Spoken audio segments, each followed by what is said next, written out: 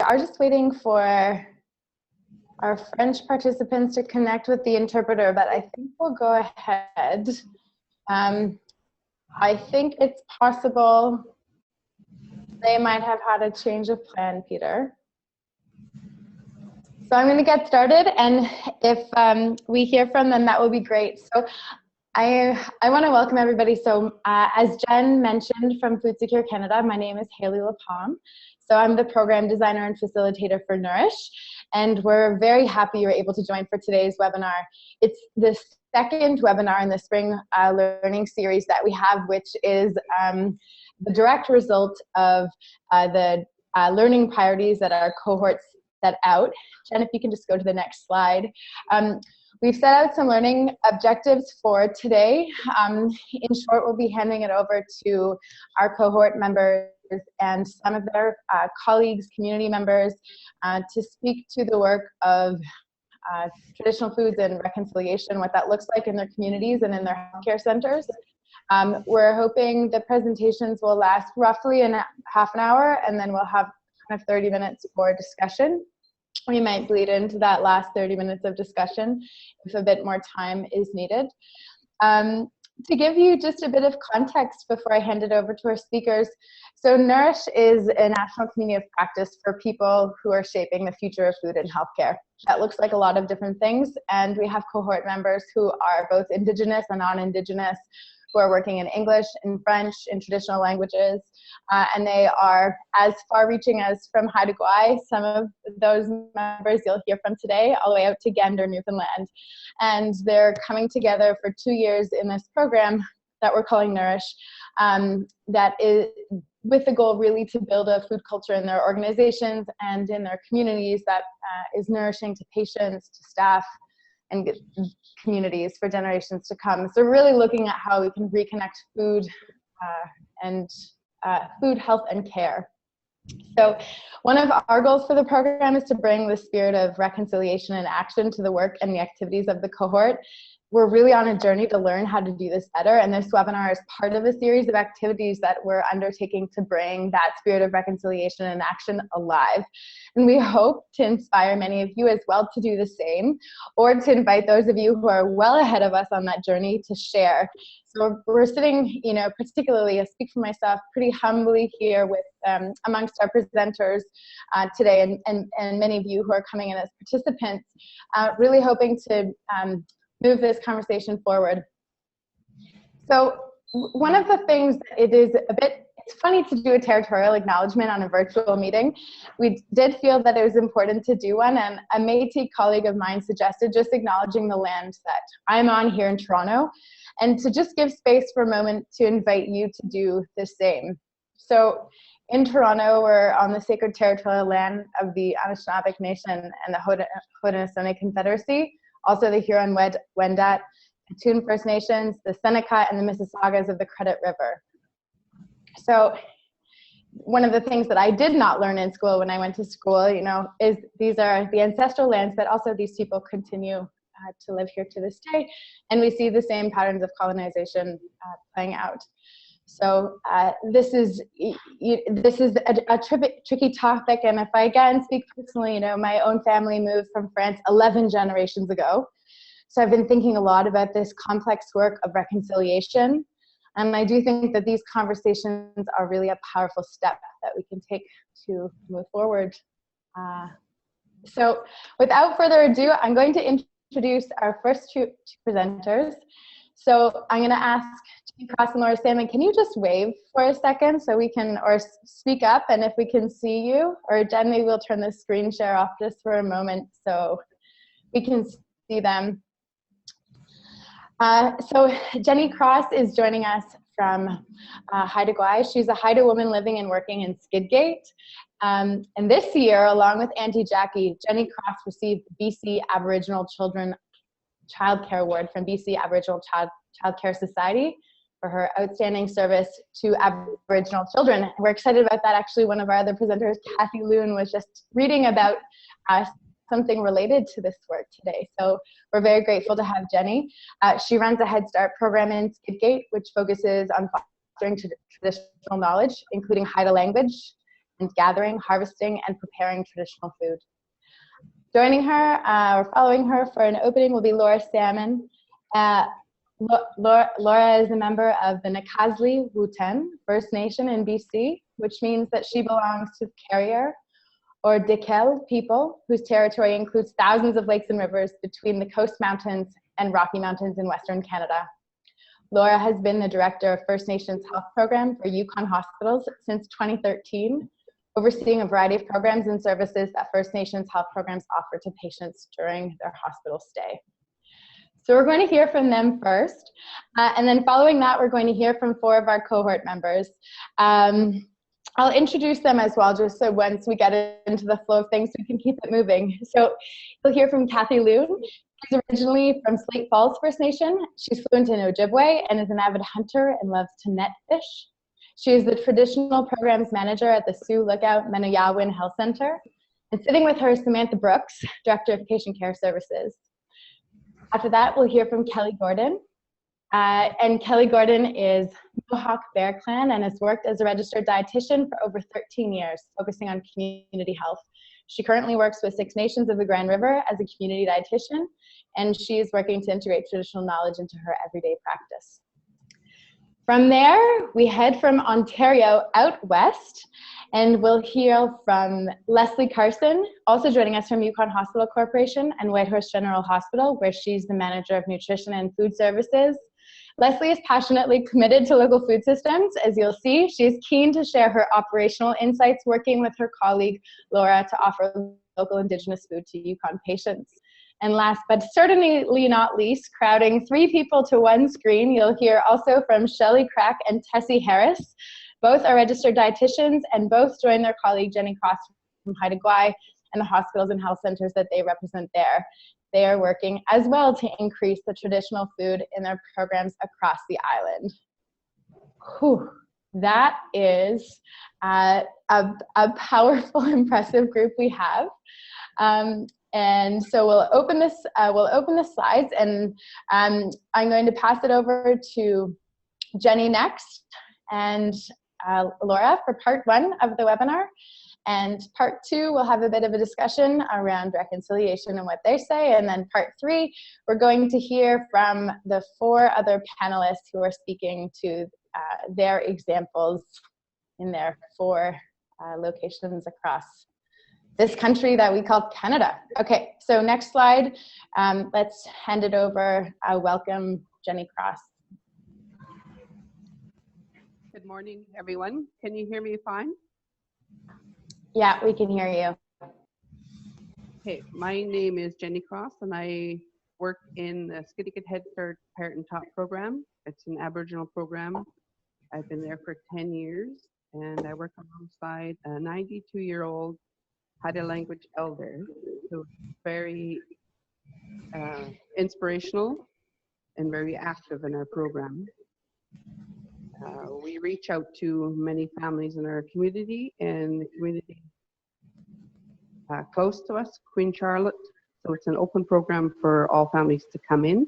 And I also teach how to dance to the children in our community. And yeah, so the first slide that you have before you is called "The Food is Our Medicine." Oh, you need to go back.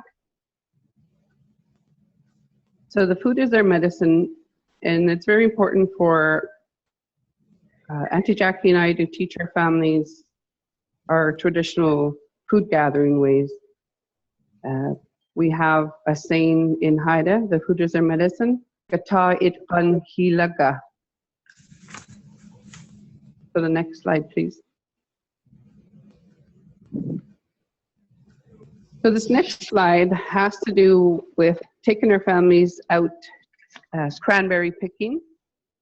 We drive about 20 minutes away from our program to a place where we can find some nice bog where we can gather the cranberries. And before we even begin gathering, our Haida language elder, Auntie Jackie, she does a Haida prayer, giving thanks to Mother Earth for the abundances that we're about to receive. So that part is very important for us, is to give thanks before we take. something from the land and the waters. Next slide, please. And this is what we gather when we're out on the land of Uruguay. We went out last fall and we gathered the wild cranberries and Labrador tea and salal berries. Our food gathering ways are connected to the seasons, and we fully believe that every season, everything has its. All of our wild foods carry traditional names. Our language is totally an environment surrounding us. So everything that we see in the environment around us has a traditional name in our territory. Next slide, please. And here we're gathering stinging nettles, and this is actually in my yard. I have a beautiful patch of stinging nettles. So we brought our families down to gather. And again, Auntie Jackie did her Haida prayers before we began, giving thanks to Mother Earth for the bounty. So we feel that's very, back to the thing. So we feel that it's very important for our families to know the importance of our traditional foods and what we can do with them. Stinging nettles are very good for making tea. And we brought it all back to our center, and we steamed up the stinging nettles, and then we put butter on it and we gave it to our families. They thoroughly enjoyed it, and they got to take some home in the bags that you see in the pictures. And then we experimented.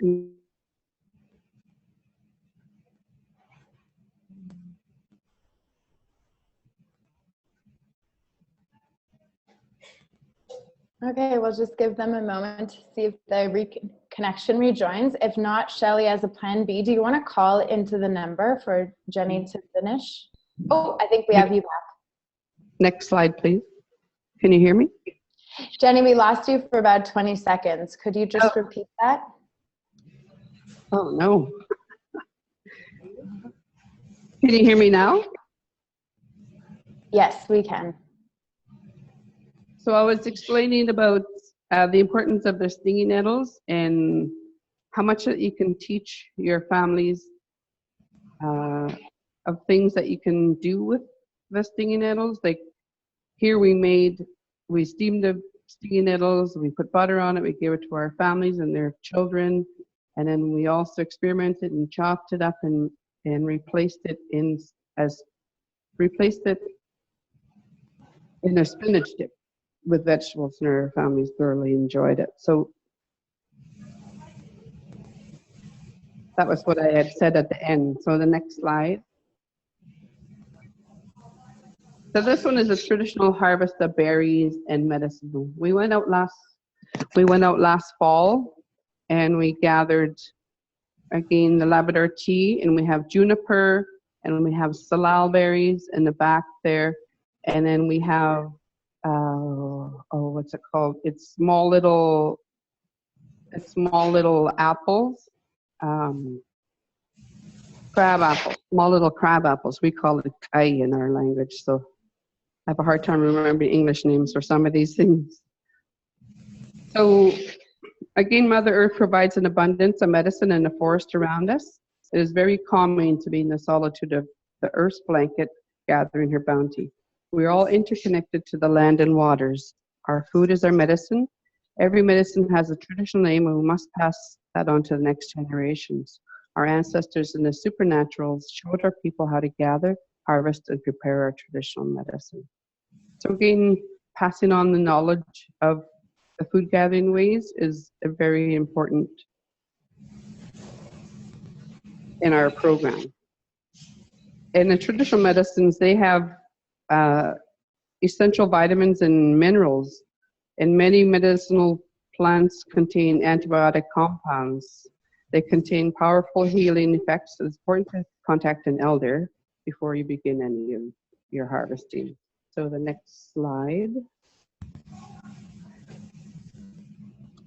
Here we went down to the beach at low tide with our families, and they were able to just gather the Dungeness crabs just out of the, like just at the water's edge. You walk in up to your ankles or whatever, and sometimes the crabs are just laying in the sand. So we're very lucky to live where we are and just to go down to the waters and gather our food. And then we took it back to our program, and another one of our Haida language elders, he doesn't work with us anymore.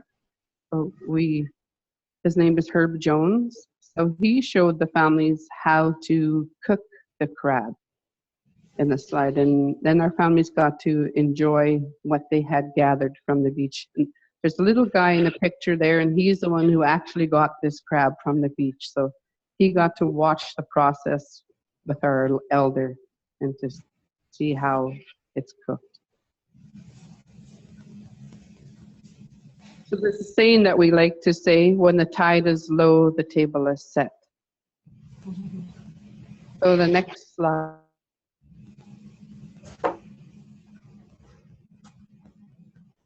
Please. We took our families out to Clems when the tides were right. My husband is our guide to take us out to gather these clams. And then the mussels, you see there's small little mussels in the picture as well. So in the same area, we're able to gather the mussels and the clams. But unfortunately, this past year, these little mussels are no longer in the area where we go. We call it Spot X. So I don't know what has happened, why the mussels are not there this year. So hopefully it gets replenished again. So again, the food is our medicine. When the tide is low, the table is set. Our families learn how to process their harvest from the beginning to the end. Our traditional foods carry much more nutrient value than processed foods. In the way of our ancestors, were interdependent on the tides and the seasons. It's important to teach these values and to teach our families and to show them how important our traditional foods are. Next slide.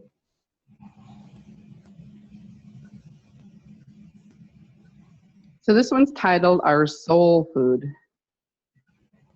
We had a kind of like a big luncheon in our program this one day, and we prepared many traditional foods. So what I did was I put labels on them, and I put our traditional Haida names for each of the foods, and we're able to share it with our families that were present. So our program, we love to serve our traditional foods to our families. We feel that is very important. Our Head Start program is not a licensed facility, therefore we can serve our traditional foods, and we have 4 programs within our center. We have a daycare, infant, toddler, skiddy get out of school program, and they are all licensed. So they cannot serve our traditional foods, but our Head Start section of our program is not licensed, and we like to leave it that way so that we can serve our traditional foods. So I think that times are changing, and licensing is starting to see that how the importance of our traditional foods. That is why Auntie Jackie and I went to Vancouver last fall. We received this award. We had 2 of the ladies from the BC Acts where we got the award. They came to our center to see the foods that we were sharing, and they not only came to our facility, but they went to other places in Haida Gwaii as well. So again, our foods are very important to us. It's a spiritual connection. We have a spiritual connection to our ancient foods, so it's very important that we share and nourish our bodies with this food. Again, before we even set out, we give thanks to Mother Earth and to the ocean for providing the abundance for us. And I think that's it on our presentation. Some of these slides that you were seeing is what Auntie Jackie and I presented when we went to Vancouver and we shared this. They got us to do a program in the BCX where we had participants come in and see what we had to offer in our program. So I think that traditional foods is the way to go. Okay, I think I'm done. Thank you. Thanks so much, Jenny. What a line. This idea. Sorry, I'm trying to get through it so fast. No, it's okay. When the tide is low, the table is set. What a beautiful line. Okay, we'll move forward, I think 2 slides, and pass it over to Laura Salmon.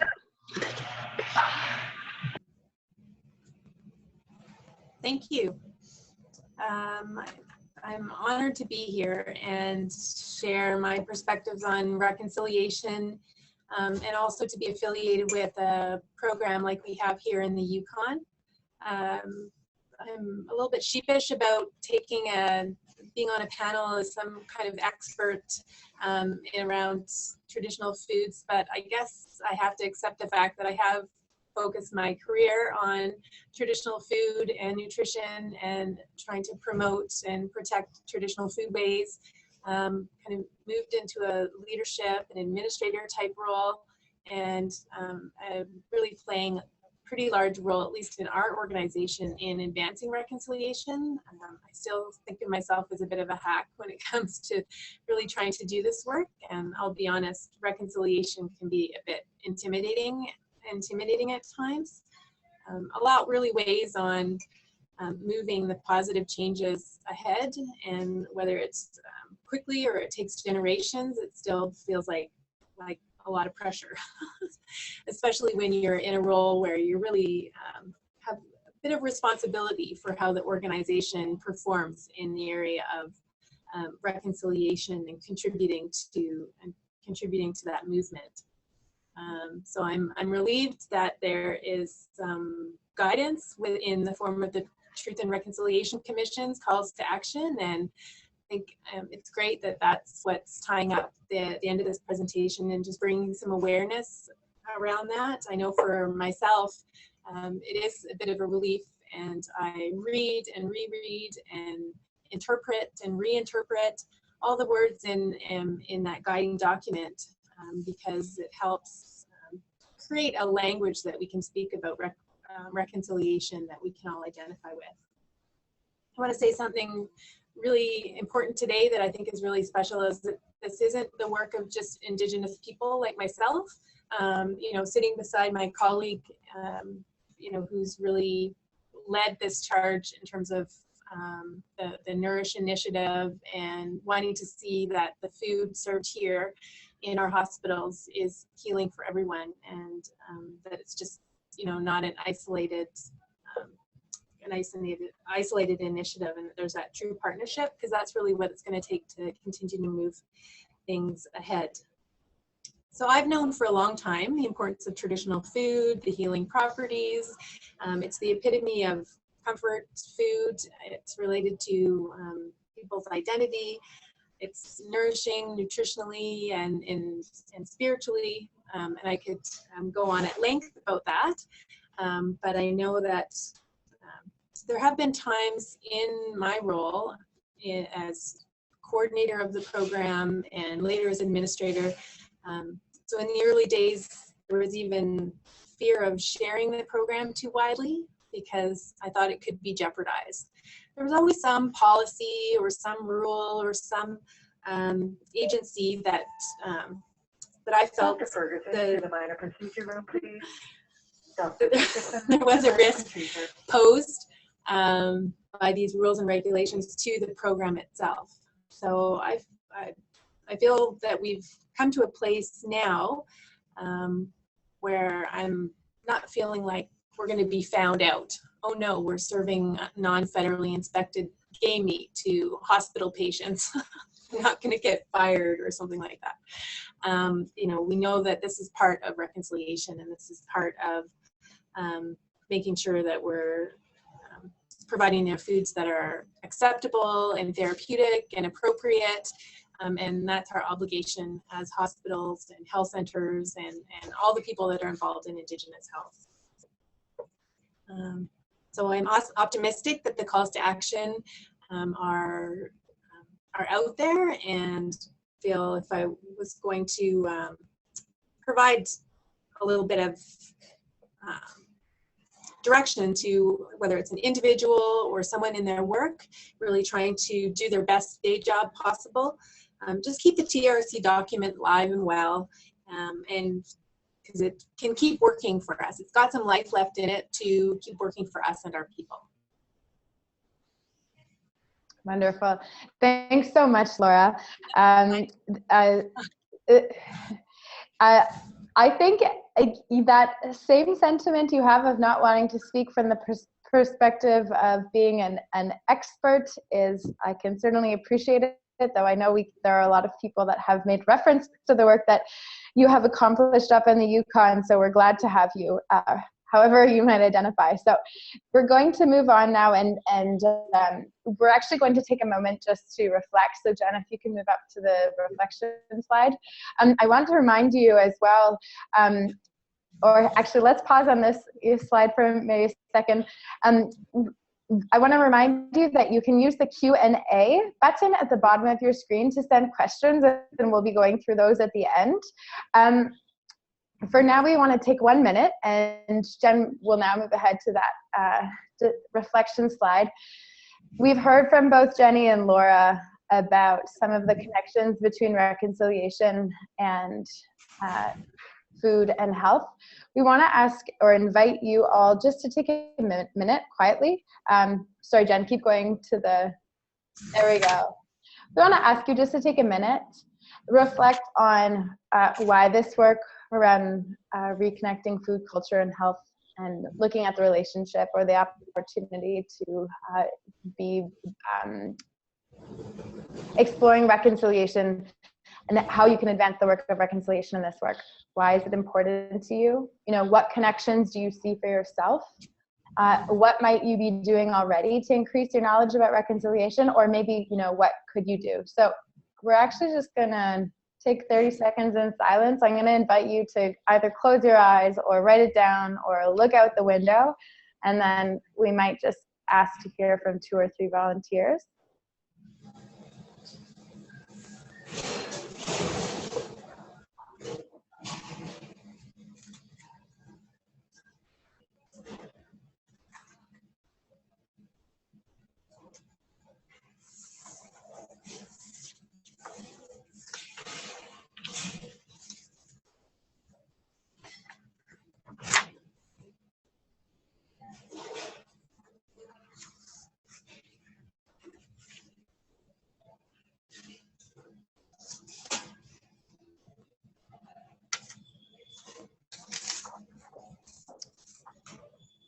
Okay, so I'll just invite, if there's anyone who has a reflection that they want to share, just briefly. Jen, are we able to hear from 2 or 3 people? No? Okay, so in that case, if you want to chat in any reflections that you have, and we can share them later. These are questions that we encourage you to continue thinking about. I will just share briefly.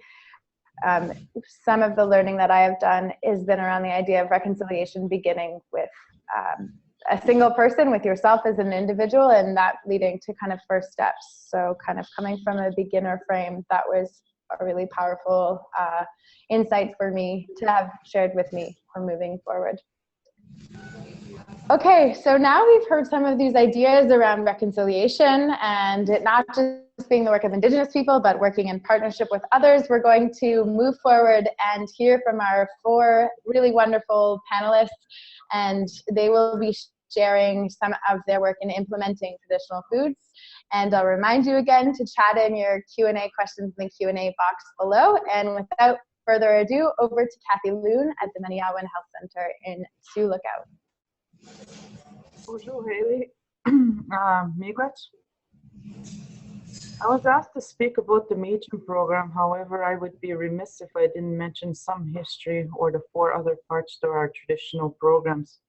Our approach here is that healing is holistic, so you can't really have one without the other. The first program is the Odabit Magewin, which is our governance and leadership program. 2/3 of our board are First Nation representatives, being advised by a council of elders. The second one is our Wichi Uewin program. We have 24/7 interpreter coverage, and our interpreters speak in the 3 major Anishinaabe languages in the area. We also provide Anishinaabe cultural training, and that's a 2-day mandatory training program for all our staff. And we're starting to bring this out into the community to the Health Canada nurses as well as the OPP in the area. And we have elders and residents as well under this program. Our third program is our Anda Uewin program, which is our traditional and ceremonial practices program. We have a beautiful healing room where we hold ceremonies such as naming ceremonies, healing ceremonies, as well as we do teachings in that room. Our Mashkike program, the traditional medicines program, we have a list of traditional healers who see patients from time to time, or when a patient asks to see a traditional healer. And we provide the coordinating role between healers and patients. So that leaves me with the Matrim program. And I have to give you some background. I guess, sorry. I guess I would say it started in 1988. 5 men from Sandy Lake First Nation fasted to go on a hunger strike and protest the health conditions of Northwestern Ontario. From here, there was a health panel which made recommendations, specifically the creation of a First Nations Health Authority. This led to discussions on amalgamating 2 hospitals. Here, there was 2 hospitals, the General Hospital, which was provincially funded, where all the non-Native people went, and then the Federal Hospital, the Zone Hospital, is where all the Native people went. So we had a segregated system. The 4-party negotiations made 4 major commitments, and they're listed on the slide. Right around the same time, slide please. Right around the same time, Sandy Lake Health and Diabetes Project was initiated in 1991, and this determined that Sandy Lake had the 3rd highest diabetes rate in the world. Shortly after, an act to establish the Sulakot Minoyawan Health Center was passed, but we still needed regulation under the Health Protection and Promotion Act, and this went through in 2001, and this allowed us to serve uninspected foods at Sulakot Minoyawan Health Center. So fast forward to 2015 with the Truth and Reconciliation releasing its report and making 94 recommendations. 7 of the recommendations are on healthcare. Sulakot Minoyawan Health Center meets 5 out of the 7 health recommendations in a 5-year action plan. There's 2 other recommendations that we meet on culture and professional development. So in total, we meet 7 recommendations in a fully integrated health center. Specifically, we look to call action number 22, which states we call upon those who affect change within the Canadian healthcare system to recognize the value of Aboriginal healing practices. So here we believe that Meechum is medicine. Studies have proven that Anishinaabe cannot tolerate Western-style medicines. A rapid change of lifestyle has had a dramatic impact on First Nations people in the area. Native people need to access traditional foods that they are used to. The Traditional Healing Medicines and Food Supports Program is a locally developed model for integrated First Nation hospital-based services. Our program offers support and choices in different healing approaches, built on a strong foundation of culturally responsive values and practices.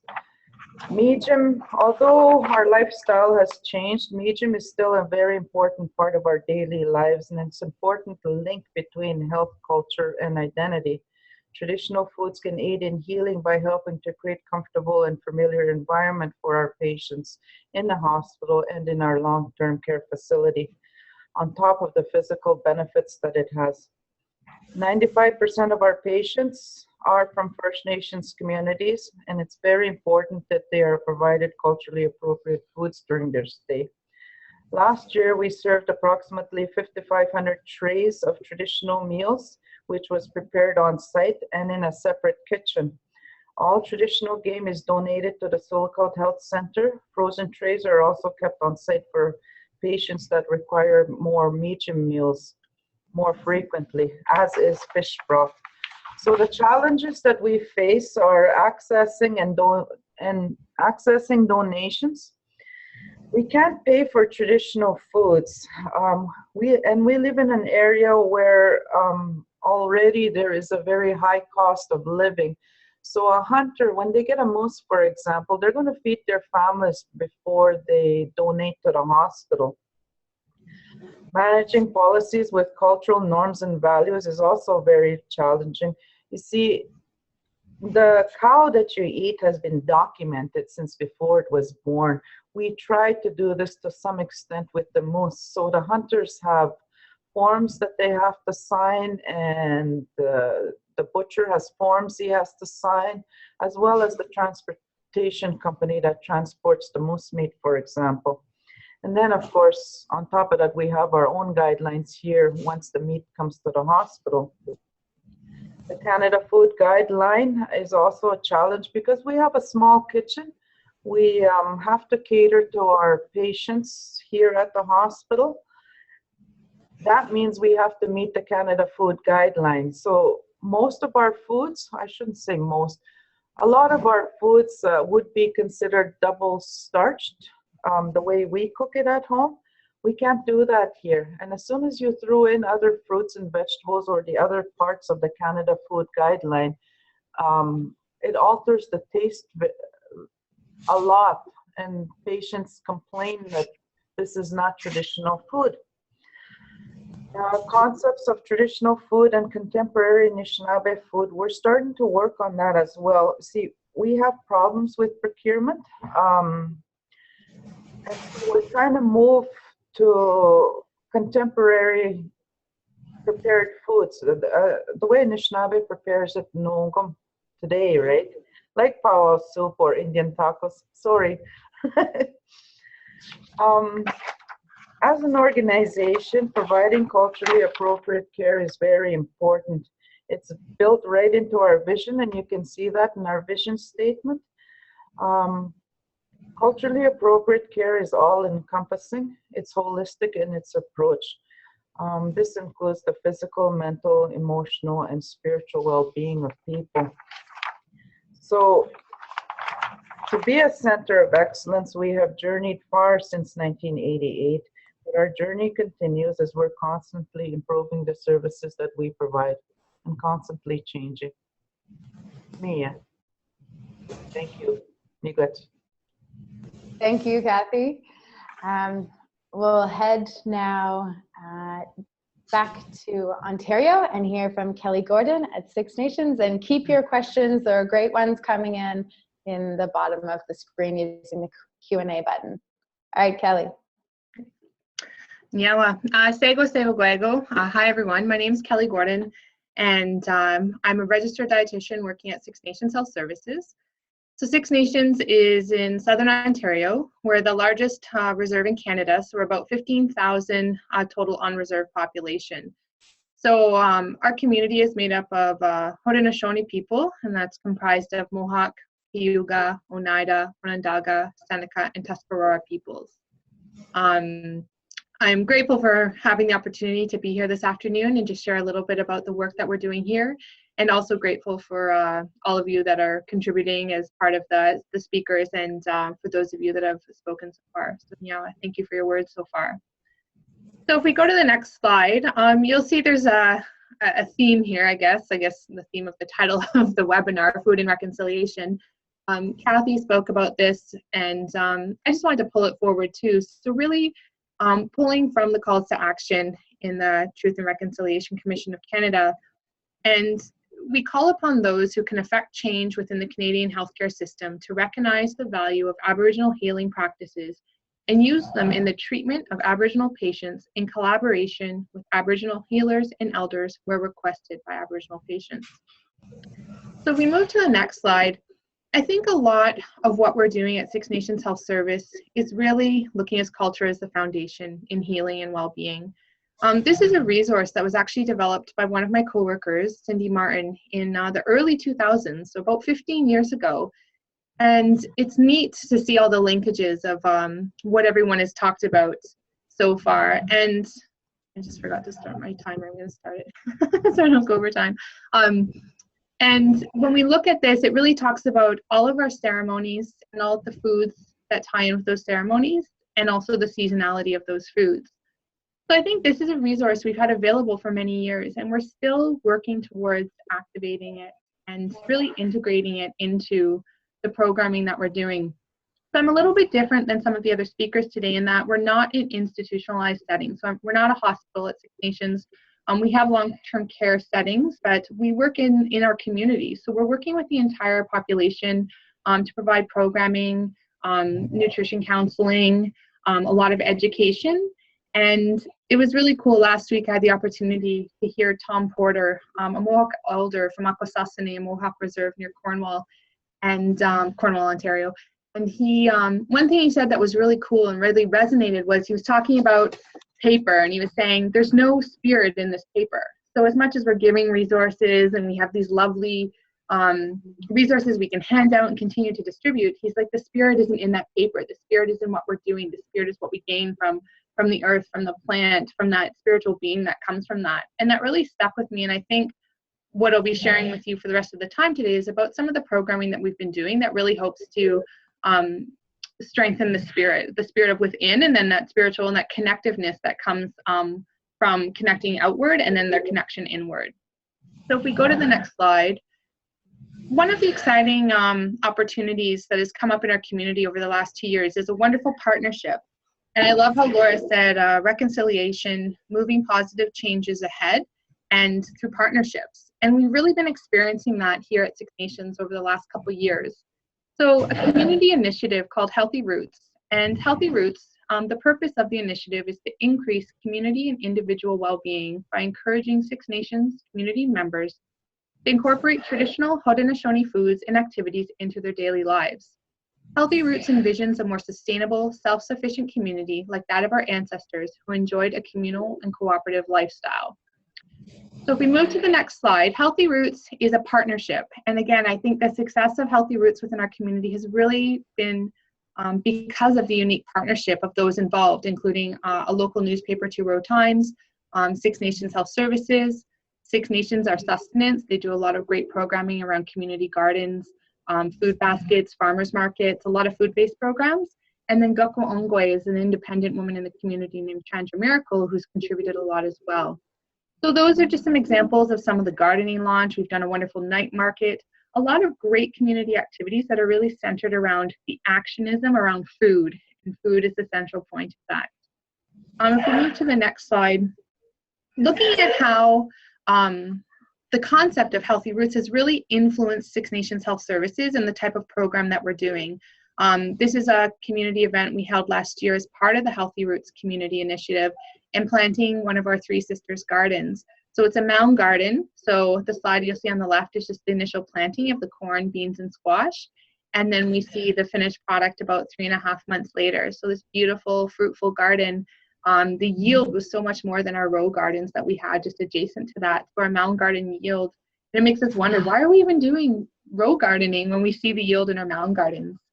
In the next slide, there's a few more examples of some things we've been doing in the community.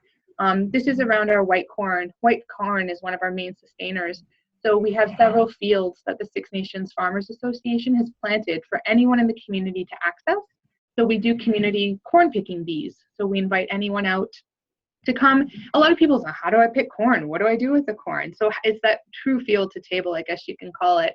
So going from picking to then braiding the corn into corn braids for drying. There's a picture of Bonnie Sky, one of our wonderful community members who does a lot of work and education around corn. And she's lying the corn there with ashes from hardwood, and that process increases the nutritional value, and it really allows us to look at different ways we can include this traditional food into more of our daily routine. So beyond kind of the normal trends of like corn soup We're looking to be really creative in how we can have corn, live corn, dried corn, corn flour. So that's on the far right slide is some corn, blueberries, and a touch of maple syrup. So just as a breakfast or snack option. If you go to the next slide, there's just another activity we've been doing is picking traditional medicines. So fortunate to have some great leaders and elders in our community that will take out groups and teach us about the medicines. Where do you find them? What do you do with them? What they're good for? And I think, again, like Laura was saying, there's always a tentativeness around the sharing and who's going to take this information and what's going to happen with this. But I think as we start to shift our philosophy and our way of practice, especially as like primary healthcare providers, and doing things in a different way and being open and accepting that there's many other modalities to health, and I think really reflecting, and as the number 22 calls to action said, really kind of utilizing and honoring our traditional knowledge and integrating that into the health care that we're providing. If we go to the next slide, this really talks about some of the impact again on what we're doing in the community. So the slide on the left, this drawing represents a trauma-informed framework and practice model for Six Nations Health Services that was developed to guide the thinking and decision-making processes which support program development and the interactions of health service providers with each other and with community members. So really looking at obtaining balance through resiliency, identity, connection, acceptance, awareness, and positive relationships. So looking at how we can do health differently, I guess, is a really exciting time to be part of this transition. If you look at the feet of the turtle, it goes, it's taken from Dr. Martin Brokenleg, and in order to develop resiliency, looking at 4 universal attributes, so belonging, mastery, independence, and generosity. So those are translated into Cayuga language, but essentially kind of the essence of what we're trying to do within our healthcare system here. So it's really exciting to be a part of that transition. The slide on the right is a model that we presented at a physical activity conference about a year ago, and it's looking at how so many of our traditional food ways keep us healthy by moving our body. So when we look at fishing, tree tapping, nut collection, archery, bow work, all those things, they all involve activity. So we were really looking at, wow, we talk about food, but it links in activity, and then it starts to hit into that whole physical health that digs deeper into the spiritual, the emotional, and the mental well-being as well. If we go to the next slide, just again, some more impact. So within some of our community cooking classes, looking at inspired by healthy roots. So again, integrating more of our traditional foods in a practical way. Healthy Roots is really promoting the foods that were original to Haudenosaunee people, the foods original to our territory, kind of like the 100-mile diet, I guess, but really looking at how do we access, integrate, prepare, grow, process. I went kind of backwards in that order, but how do we utilize all those foods to our benefits and really bring back the food ways and really connect with the spirit of those foods by doing, and not just through literature and through reading, which are important, but I think what Tom Porter said, just finding that essence of the spirit in that. And then the white corn workshop, so how to utilize that corn that we've picked and grown and dried and prepared. And I think the next one's my last slide. So just in conclusion, no, there's one more before that, sorry. Another opportunity, so we're engaged in a really neat research project right now where we're looking at the efficacy of a traditional Haudenosaunee lifestyle, so the Healthy Roots intervention on cardiometabolic factors pilot study. So over 3 months, 22 people have committed to eating foods original to the territory, and we're looking at a lot of really interesting measures from MRIs to gut microbiome, epigenetics, serum metabolome, to see the impact of what we've seen with some people that have piloted this sort of dietary shift or change in the last few years. So that's a really exciting thing that we actually just started this week. So stay tuned for more results and information on that. And now finally, in conclusion, I love this quote, and I think a good friend of mine, Elisa Levi, Elisa, maybe you're listening, I think shared this one with me, but that is how we consider food. Food has a culture, it has a history, it has a story, and it has relationships. And that's from Winona LaDuke. And I think it's a really powerful quote that can allow us to really regard food in different ways. So Nyawa for listening, and I'm really grateful for having the opportunity to share some of the things we're doing at Six Nations Health Services with you today. Yeah. Thanks, Kelly. Yeah, when Kelly first shared that slide, I was quite struck by that quote. Okay, so we'll go now back to Haida Gwaii and hear our final group of speakers before we move into discussion. Oh, no, I am jumping ahead. We're going to go back out west, but we're going back to the Yukon Hospital Corporation and Leslie Carson, and then to Haida Gwaii. Okay.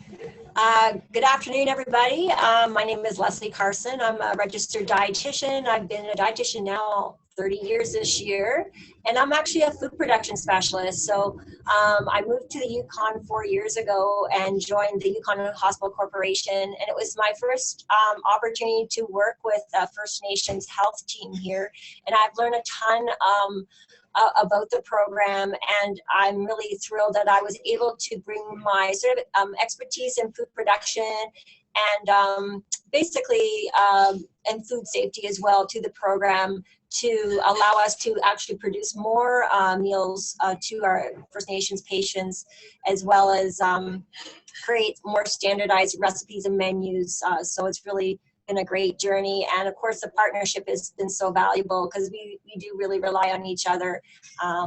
So it's been great working with Laura's program. So basically my role today is really to give you a little bit of a tasting of if you're interested in starting a traditional foods program or sort of in the contemplation phase, maybe just some things to consider. So it's sort of a one-on-one how to go about starting a traditional food program, and just some considerations to jot down throughout the process before you implement. So if you want to go to the next slide. So the first step is acquisition of wild game, and here in the Yukon we're very blessed with a very active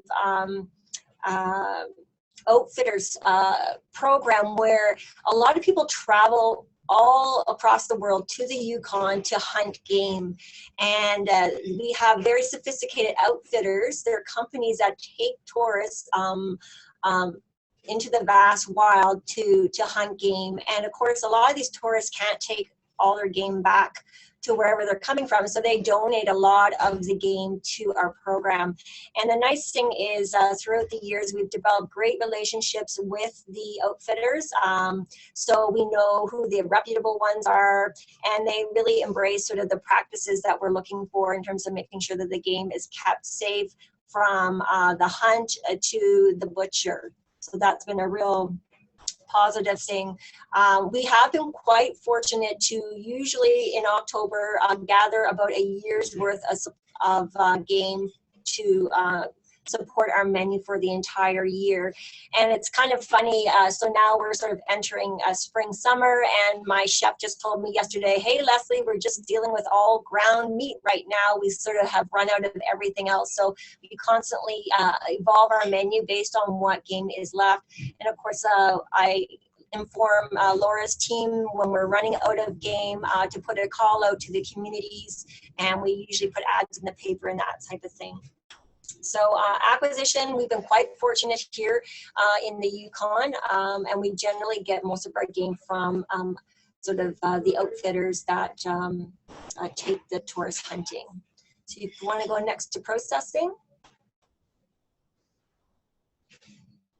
So as Kathy mentioned, meat is the game we receive is not federally inspected.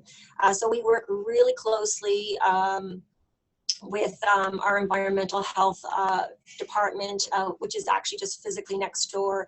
And we have developed policies and procedures to allow our hospital to utilize uninspected game for our First Nations patients. So there's a very developed questionnaire that the hunters use before the game is donated to the butchers, and as well when before processing, the butchers have to meet both federal and territorial requirements to process the game in their butcher. So next slide.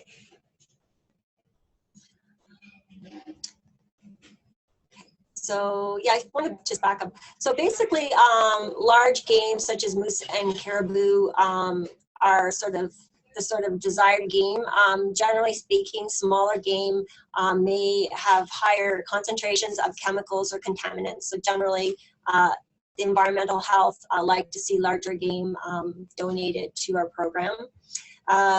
We're expecting that the outfitters definitely are very experienced hunters and trained in proper protocols with handling game. Again, there's a lot of documentation required in terms of the conditions of the hunt, how, timelines and that type of thing. We do have a contract with a local butcher that has been approved locally by environmental health, and that meets federal sort of requirements for processing game and non-game. We do a lot of work with ground meat. However, we do not, do things like hamburgers. We would just pretty much boil, steam most of our ground meat to ensure that we kill the sort of pathogens associated with a high surface area meat.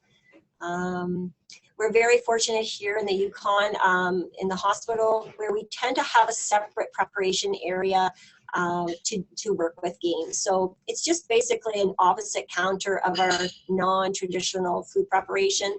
We have a separate freezer, but we generally use our same equipment for cooking, and we just do very thorough cleaning and sanitizing between different food productions. We definitely have extensive HACCP sort of food safety plans in place when we work with the game as well. So next slide. So again, the outfitters, again, the worst thing you want to do is overwhelm your butcher. And of course, hunting season is in the fall, and not only the outfitters are hunting, but everyone else is hunting as well. So the butchers can get overwhelmed in the fall. So generally speaking, in order to be able to process the game meat in a timely manner, they're asking for no more than a quarter of an animal to be butchered at a time. And again, several quality control forms have to be identified and delivered to the hospital in a timely manner. One program we started maybe 2 or 3 years ago was we started a traceability program where with every donation, it is assigned a number. And the First Nations Health Program provides all the stickers and labels to the butcher ahead of time. And after the butcher has processed the meat, the ground meat, the roasts, the various cuts, the traceability number is placed on every package of meat. And when our staff go to produce the food, the traceability number is right on the entree. So we can trace if there's a problem right to the donation. So that's been a really neat program we adopted a couple of years ago. Next slide. Before my time, Laura's program really did a great job with coming up with a ton of great standardized recipes, and of course all the nutrient analysis associated with those standardized recipes as well. So we do work with standardized recipes. We never used to have, we used to work with a static menu. So similar to if you walked into a restaurant, you could, order right off, moose stew or moose curry or whatever you wanted. We found that it wasn't a very effective way to ensure the quality of the meal. So we actually switched to a 3-week menu cycle, and it is basically everyone gets the same First Nations entree on Monday, so that we can do mass production and holding of that one product rather than having like 15 different varieties of meals sitting on a steam table. It just, we weren't able to keep up the quality, and it really helped improve efficiencies in the kitchen. So Monday we may be offering moose stew, Tuesday it may be caribou meatloaf, and of course the different meals are coordinated with our existing menu. So if steamed potatoes and broccoli are on the menu, then we would offer the caribou meatloaf with the regular offering. So in the resource section at the end of this webinar, there's some really neat forms that some of you may want to adapt in terms of sort of HACCP protocols. From from the time when we temper meat to production. We're recording temperatures in different columns, from cooking temperatures, chilling temperatures, and we do very formalized forecasting. So every Friday we do an on-hands. We'll walk into the freezer, identify what we're low in, and then plan the production for the following Tuesday. And we have the capacity to make 1 to 3 entrees, about 60 to 70 servings each, every Tuesday. And again, we sort of do it in a sort of designated area, as the picture sort of indicates, and when the equipment is free. So next slide. Just generally speaking, again, we have a walk-in freezer designated to the First Nations Health, the traditional diet program here at Whitehorse General. So the shelf life for ground meat generally is 12 months. So that's sort of the frozen game. And then 18 months for the larger roasts. So the larger roasts, again, are sort of never been exposed to oxygen. So they're a little bit safer and have a longer shelf life. And our prepared meals are good for 6 months. We've never really run into the problems of having outdated products. And when we see things approaching sort of their expiry, we actively plan to use the game so it's not wasted. So in the picture you can see we tend to actually, because we serve maybe just about 10 lunches a day here of the First Nation cooked meals, we tend to individually cook and blast freeze the entrees, and then pull them on demand. So that's what you see in the pictures are cooked frozen entrees. So next slide. So as I mentioned earlier, the non-selective menu improves production and service efficiencies and quality. And we serve our First Nation entrees at lunch daily. And that would be a typical meal of moose stew, say caribou broth, and always with bannock. And then it's complemented with our existing menu. We do texture modifications for patients and do therapeutic considerations as well with the First Nations meals. So next slide. So in terms of quality, Laura's team has done a lot of meal satisfaction surveys, and they've given feedback where we've kind of developed some new recipes and adapted some ideas from the patient feedback that we've received. And of course, there's active gathering of information with discharge summary information and program reviews. So it's sort of an ongoing quality assurance process here at the Yukon Hospital Corporation. Next slide. So again, as I mentioned in the resource section of the presentation, we'll identify what recipes, the standardized recipe will be printed. Will indicate how much volume we're going to be producing. We actually do metal detection. When the meat is tempered, so after it's thawed, we have your basic metal detector, you know, the type of machine that you would see someone in a park on a Sunday afternoon trying to find wedding rings. So similar type of device where we check for bullets and metal in the meat. And we, again, that would be ticked off on the sheet. We indicate what day the meat has been thawed, the batch code. We record the cooking temperature. We have the luxury here of having a blast chiller, so we're able to get the food from 60 degrees to 4 degrees Celsius in a very quick time frame. Again, with environmental health, there's a whole team always monitoring the safety of the animals in the Yukon. So there's government biologists monitoring contaminants, and they would give out advisory warnings if there's problems in certain areas. So it's one big team working to make sure that the food and the game here is safe to serve. So next slide. And I just want to say in closing, I'm not First Nations, and I've been here for 4 years, and it's been a wonderful journey working with Laura's program. Before coming to the Yukon, I worked in Ontario in an agricultural belt in Guelph, Ontario.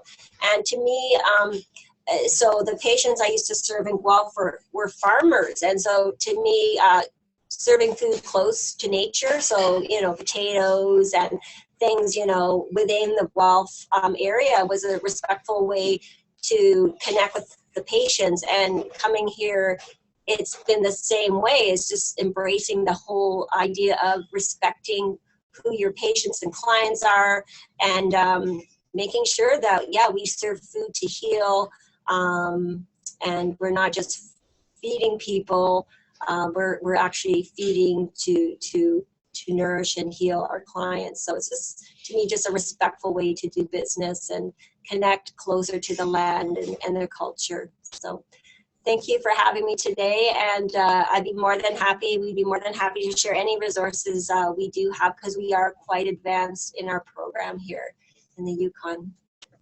Thanks so much, Leslie. And lots of those resources she mentioned will be in the slide deck that we send out. Okay, so now over to Haida Gwaii, and as they get set up, just an invitation to the speakers to look at the Q&A questions that have come in, because we'll go into discussion after we hear from Shelley and Tessie, and you might want to respond to some of those. Okay, Shelley, Tessie. Hi everyone, this is Shelley. Can you hear me okay?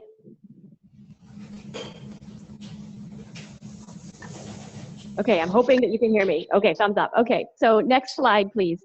So I'm presenting from the Masset Airport right now. Jenny had to go, so I want to send a big hawa to Jenny for presenting today. The slide you see in front of you has a picture of Haida Gwaii, and we are off the coast of British Columbia. And on the north end of that island, we're looking up at Alaska, just to frame where we are. On our island, we have two hospitals. One is called the Northern Haida Gwaii Hospital and Health Center, which is up in Masset on the northern tip of the island. And the other hospital is called the Haida Gwaii Hospital and Health Center, and it is out of near Skidegate in Queen Charlotte. And those two hospitals, the hospital that just opened a few months ago, the one in the south. So next slide, please.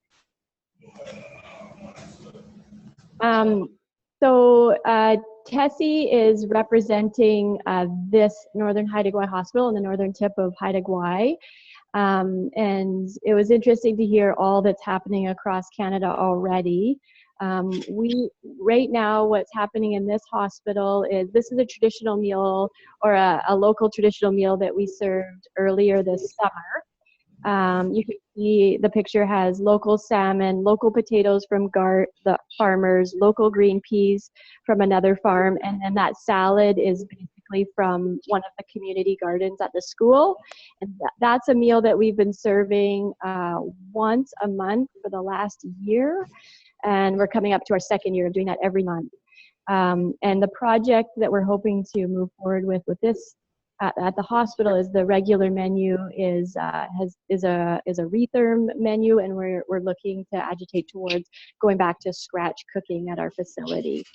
Up in the left-hand corner, it has a policy that was created by colleagues of mine in Northern Health, bringing in food from social function and cultural events.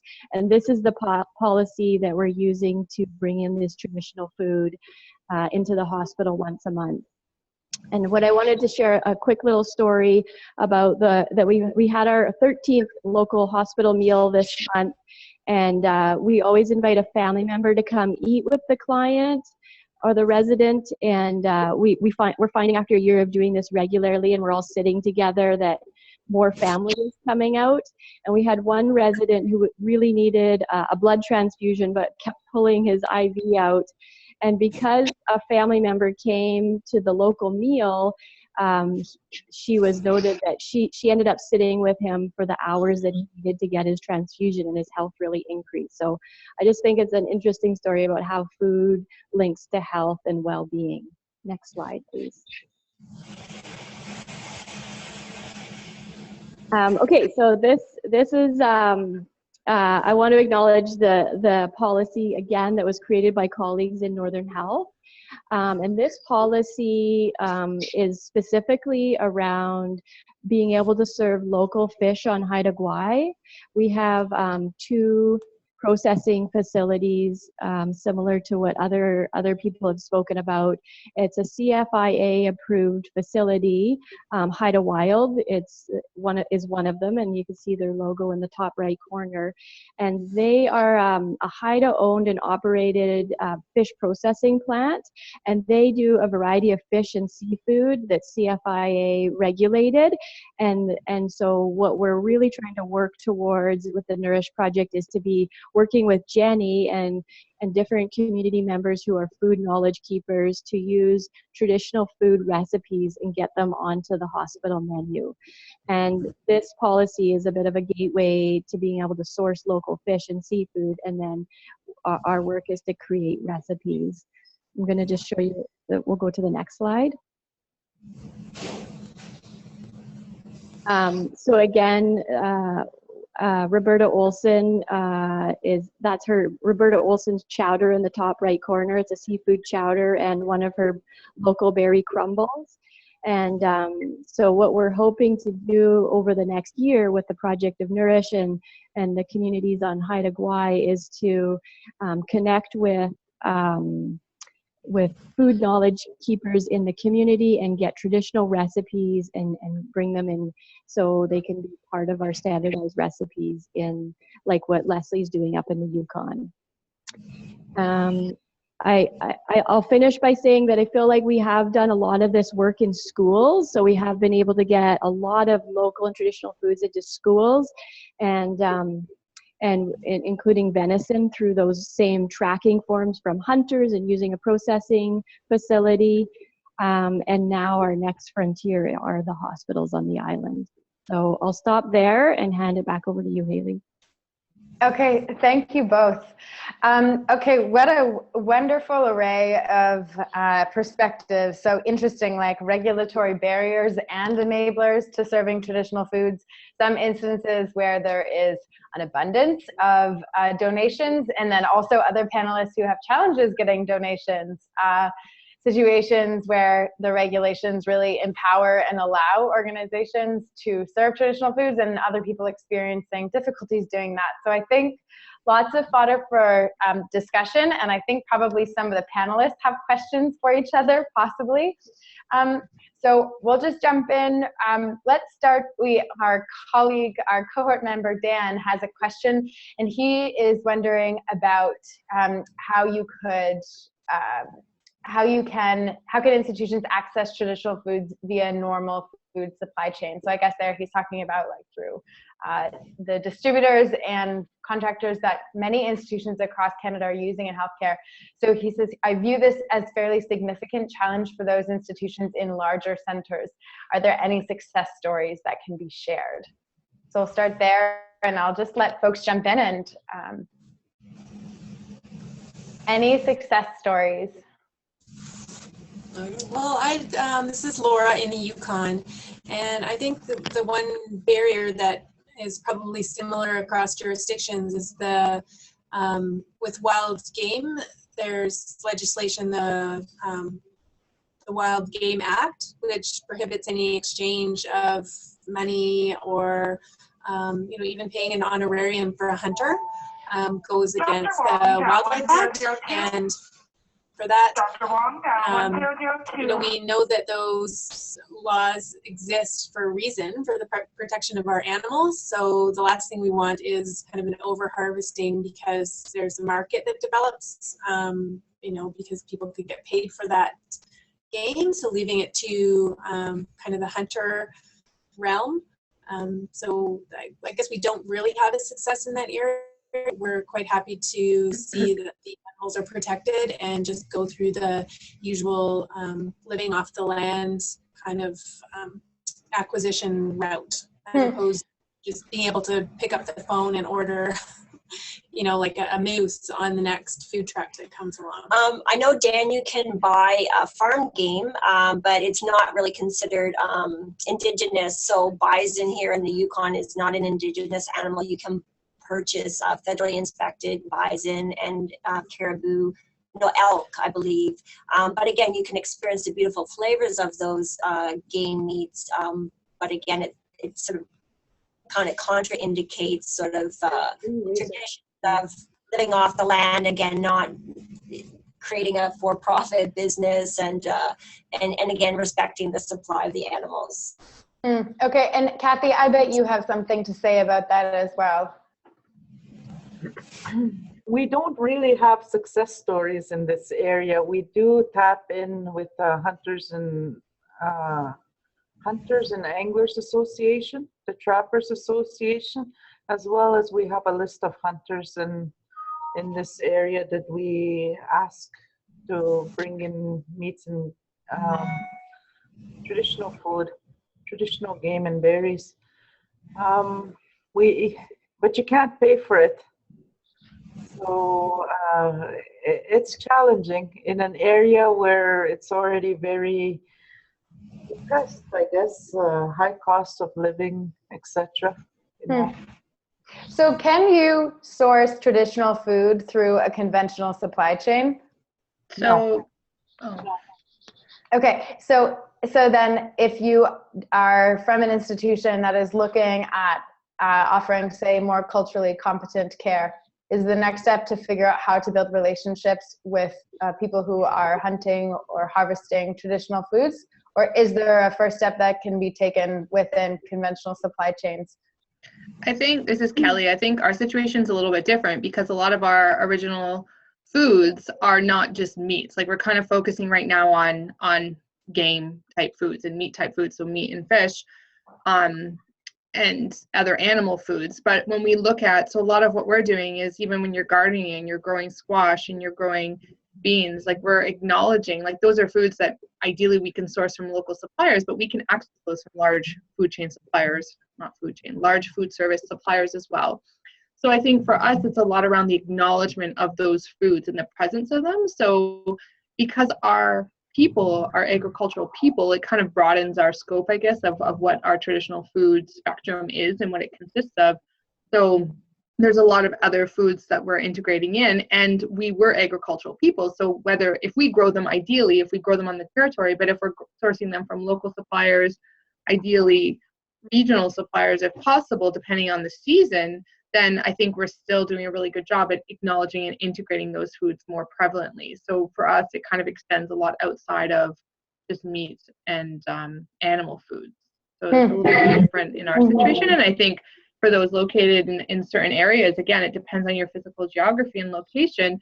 There's always the piece of berries and seeds and nuts and different agricultural grown produce and vegetables that can be part of a traditional diet, or that starting piece of integrating more foods that are indigenous to your own region or territory as part of more of an institutionalized setting. Okay, so I want to also invite, there's a lot of knowledge in our not just in the panelists, but also in some of the participants on the webinar. So if you want to weigh in on any of these things, although you can't actually speak into the webinar, I'm happy to read out comments that you have as well, in addition to your questions. So I guess going back to this question that Dan has raised, it is an interesting question about then what are first next steps for institutions that are beginning to do this work. So if that's something folks want to weigh in on, I would love to hear those thoughts. I'm also going to bring in another question. So we have a question that asks, why are licensed facilities not able to serve traditional foods? Is this only in the context of not being able to serve seafood, or does this include other traditional foods, including berries and medicines?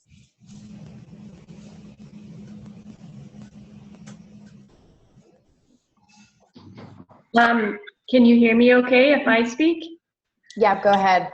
I would say that the biggest barrier to serving traditional food in licensed facilities are the laws around sourcing game. I think we just touched on that, but I think there's a rule, there are different kinds of rules, and one of them is that institutions need to only procure food from like already contracted or certified, suppliers or distributors. So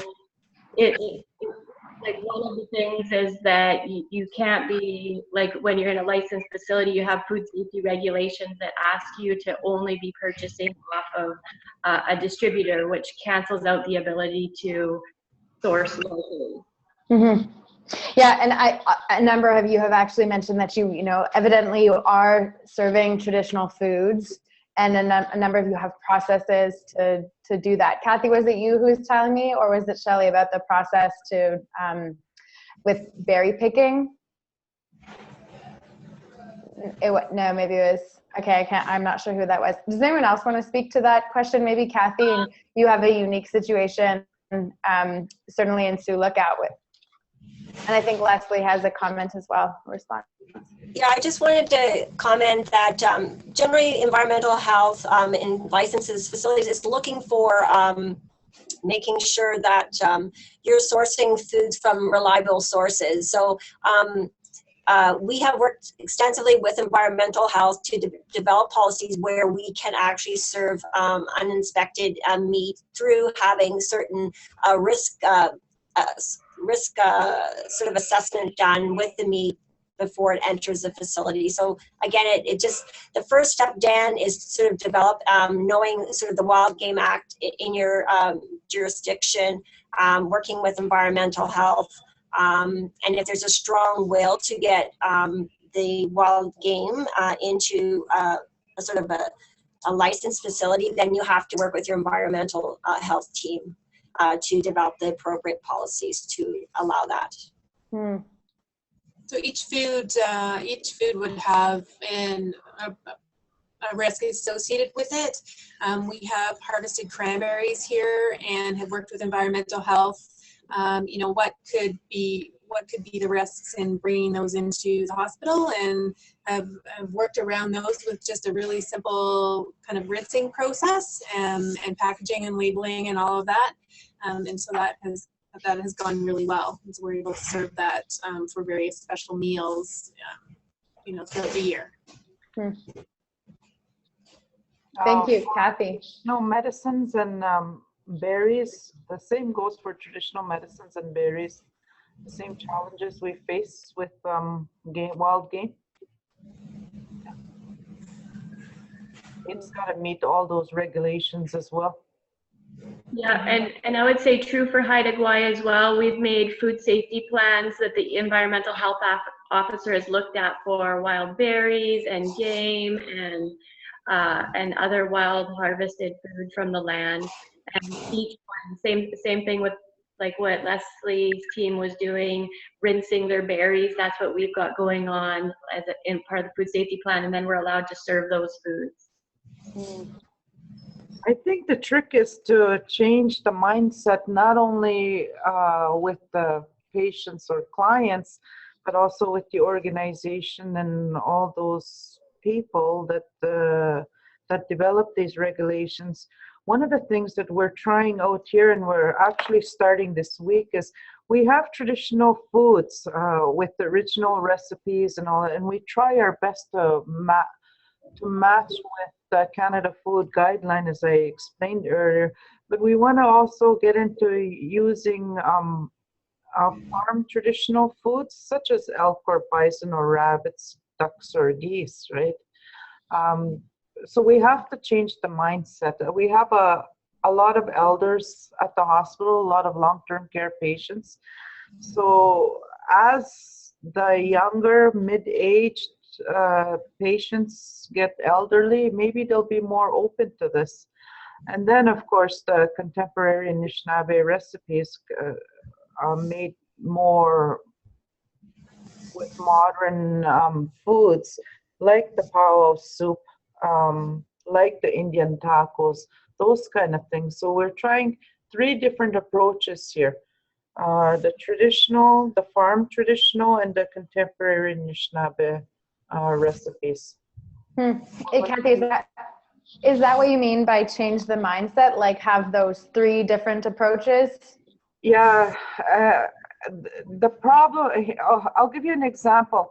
One time we used farmed rabbits, you know, so for our traditional meal. The patients knew that they were farmed. They could tell. They could tell. Yeah. Because animals taste like what they eat, right? When you're eating wild foods out there, you know, you're gonna taste wild. You know? Yeah. So, but historically speaking, elk, bison, rabbits, ducks, and geese have always been our foods, right? So, but now they're farmed. These animals are farmed, and we would have easier access. You know, like we have an elk farm here in Dryden, which is not too far away.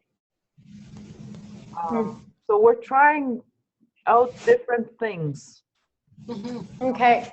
Yeah. Thank you. Okay, so I'm going to share two questions at once because we're getting close on time. So someone is looking for suggestions. How do you choose which traditional foods to serve in hospitals where the patient population includes multiple Indigenous populations or nations? How do you deal with that? And then a related question is if folks have traditional food recipes that are standardized that they would be willing to share with the group. 723, Dr. Ferguson, dial 8723. Sorry, we keep having the overhead pages, and good thing we haven't had like a code red or something. We'd be just out the door. Yeah, I know. Apologize for that. Sorry, I got distracted. What was the question? Well, one consideration with an aging Canadian population coming into the hospital is to choose probably your entrees that are easy to chew and where a client can independently eat without maybe a high use of utensils. So we choose to kind of make stews and chilies and meatloaf, something very tender, but I can't really address the question related to the diversity of the First Nations population. And I know one thing, you will never please everybody because everyone has a different opinion of what moose stew or moose, boiled moose should taste like or look like. So. I think one idea that we had that probably came from one of our interns was really just not pretending that one dish or one recipe is necessarily going to be traditional for everyone, but maybe taking something and branding it or labeling it as something, perhaps a name that's really recognizable to a certain group of people, so that it could be, Grandma Van Bibber's, moose stew or something, so that people could see that it was very traditional and very at the heart of a culture of, one region or one family or language group, and not kind of pretending that it's going to be for everyone. Okay, yeah, good advice. And with the recipes, if anyone wants to share anything, we can include them at the back of the slide deck we send out as a resource deck. I'm going to squeeze in another question, and then I want to pass it back to Laura, maybe just for a closing thought. And I wonder if Kelly's a good candidate for this one. There's two questions. Somebody is asking, if I'm a non-Indigenous dietetic student, how do I incorporate or do justice to traditional foods or knowledge in my future career? And makes an allusion to, there used to be a Pan-Arctic dietetic internship program. Might that come back? Is there a way of completing a dietetic internship up north? And then unrelated question about that we might not get to about traditional methods of food storage or preservation, and I know Leslie has some slides on those. But to the dietetic intern who is non-Indigenous, any thoughts? I think Laura can probably talk to again about the Northern Internship Program that used to exist in the Yukon. I know, Laura, do you want to just talk about that and maybe a little bit about non-Indigenous dietetic interns? I know she has lots of experience with that program. Sorry, Laura, I put you on the spot. An internship for a period of time, and we still host interns from time to time and really focus their attention on Indigenous health issues and the traditional food program, and have them involved in a number of ways. But I think as an individual and a student with an interest in learning these things, whatever environment you go into, whether it's specifically designed to teach about Indigenous health or traditional food ways, there's always that ability to apply that inquisitive nature, cultural humility, all of that into whatever setting that you're in. Really going into any work setting or school setting with that same approach of you know, cultural humility and wanting to really learn about the people that you'll be serving. And they may or may not be First Nations, but really just take some of those general principles and use them where you are.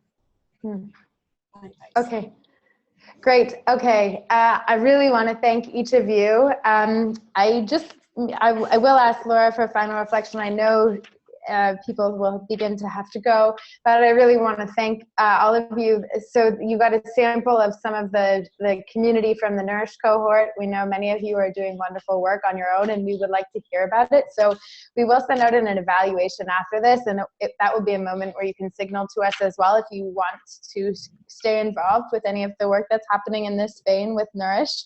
And we'll invite folks to come out to the next webinars in this series as well, which you can find the same place you registered for this one.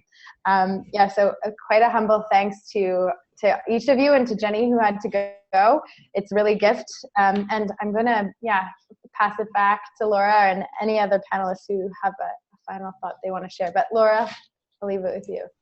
Thank you. I really appreciated this opportunity. I think whenever we have a chance to work together on a common issue, it makes us think about ourselves and what we're doing and what we could be doing more and different and approaching things in different ways. But I think it's something that I'm going away with is how can I contribute to what this organization is doing so that folks that end up in our hospitals don't need to check their culture and their traditions and their identity at the door. But then when they come through, that we provide as many opportunities for them to be who they are, and that they consider this place for them as well. You know, whether it's a traditional medicine program and not having to hide away whatever it is that they might want to take beside their Western medicine, or whether they want to have a family member bring in a gopher to boil up or what have you, that they can continue in whatever way is meaningful for them. And it's really just, you know, your cultural competence principles. But there's opportunities every day to keep spreading the word about what that looks like and be involved in the conversations, pointing out maybe where it's not happening. You know, this is the example of where, you know, the government is coming in with ideas for ways First Nations should practice or not practice their traditions, or things that are going really well, ways that we are breaking down the barriers, or making hospitals and other places safe for First Nations. So those are just kind of the buzzwords, you know, humility and cultural safety and all that. But that is the work that we're here to do. Thank you. Great. Thank you so much, Laura. And Kelly, Kathy, Shelley, Tessie, Leslie, who's hiding.